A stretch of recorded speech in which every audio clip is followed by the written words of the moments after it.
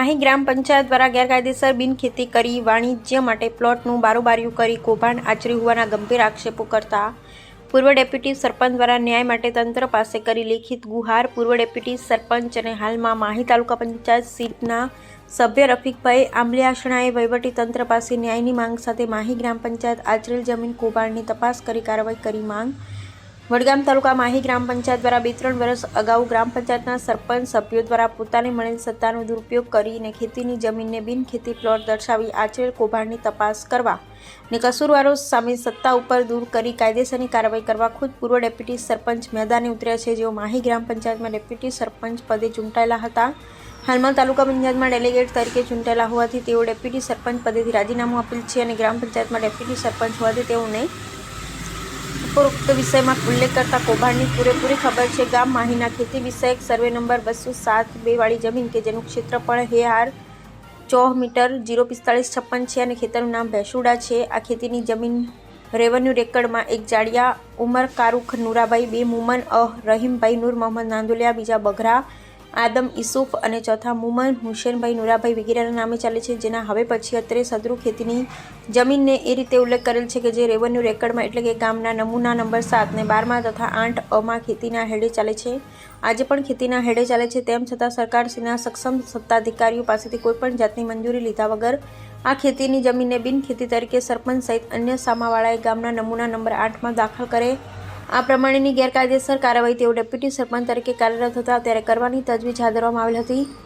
આથી તેનો જે તે વખતે ભારે વિરોધ કરેલ હતો અને સરપંચશ્રીને કહેલ કે ખેતીની જમીનને આપણે બિનખેતી તરીકે ગામના રેકર્ડમાં ચડાવી શકીએ નહીં. ગ્રામ પંચાયતે આવી કોઈ સત્તા નથી. તો સરપંચ કહેલ કે હું તો બધું કૂટી લઈશ, તાર મારે માથું મારવાની જરૂર નથી. પરંતુ ત્યારબાદ જાણવા મળે કે સરપંચ અને સરપંચની પત્ની કે જેઓ પણ સભ્ય તરીકે ચૂંટાયેલા છે તેઓ બીજા સભ્યોને હાથ ઉપર લઈ અને સહીઓ કરાવી તલાટીના મેળાપીણામાં રહી સદરુ ખેતીની જમીનને બિનખેતી તરીકે ગામના બિનખેતી મિલકતના આકારણી પત્રક નામના નમૂના નંબર 8માં ચડાવી દેવાના કૌભાંડને પાર પાડેલ છે, જેથી ગામના એક જાગૃત નાગરિક સામાજિક કાર્યકર તરીકે આ કૌભાંડ બહાર લાવવાની ફરજ પડી છે. આ જમીનના પ્લોટ નંબર 6ના ચૌધરી નજીર ઇસ્માઇલ નામના ઈસમને વેચાણ આપેલ હતો અને તેનો ગ્રામ પંચાયતના મિલકત રેકર્ડમાં મિલકત નંબર 4291-6 તરીકે ચડાવવામાં આવેલ હતું. ત્યારબાદ મિલકત નંબર 4291-6 વાળો પ્લોટ લેનાર ચૌધરી નજીર ઇસ્માઇલે તેનું નામ કમી કરવામાં આવે અને નવીન નામ આમદ યુસુફ બઘરાનું નામ દાખલ કરવામાં આવે તે માટે એક સોગંદનામું કરેલ હતું અને તે સોગંદનામું સરપંચ તથા તલાટી પાસે રજૂ કરવામાં આવેલ હતું. જે સોગંદનામાના આધારે ગ્રામ પંચાયતે તારીખ 18/12/2023ના રોજ ઠરાવ નંબર 415નો કરેલ હતો. આ ઠરાવમાં જણાવ્યા મુજબ સોગંદનામું કરનાર ચૌધરી નજીર ઇસ્માઇલનું નામ કમી કરી આદિમ યુસુફ બઘરાનું નામ દાખલ કરવાના બાબતનો છે. આ ઠરાવને જોવામાં આવેલ તો ગ્રામ પંચાયતના સરપંચ અને તલાટીશ્રીને પૂરેપૂરી જાણકારી હતી, જે કે સન નંબર 207-2 વાળી જમીન બિનખેતી થયેલ નથી. આ જમીન સંપૂર્ણ રીતે ખેતીની છે અને ખેતીની હેડે ચાલે છે. તેમ છતાં જમીનનું રેકર્ડ સંભાળનારા તલાટીશ્રીએ પણ તેમની ફરજ નિષ્ઠાપૂર્વક અદા કરેલ નથી.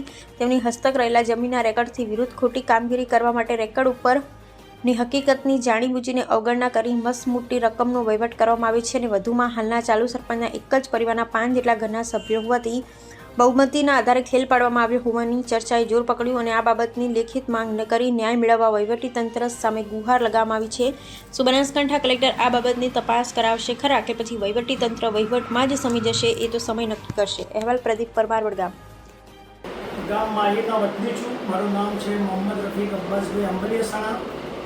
મારી ગામના અંદર પંચાયતના અંદર ડેપ્યુટી સરપંચ તરીકે 4.5 વર્ષ સુધી રહ્યો છું અને હાલે હું ડેલિગેટના અંદર જીતીને આવેલો છું અને માહી ગ્રામ પંચાયત અંદર 2022-23ના અંદર એક કંભોળ જેવી જગ્યાના અંદર એ કંભોળની મને કલેક્ટર સાહેબને, મામલતદાર સાહેબના તાલુકામાં અને જિલ્લામાં એની અરજી આપી છે.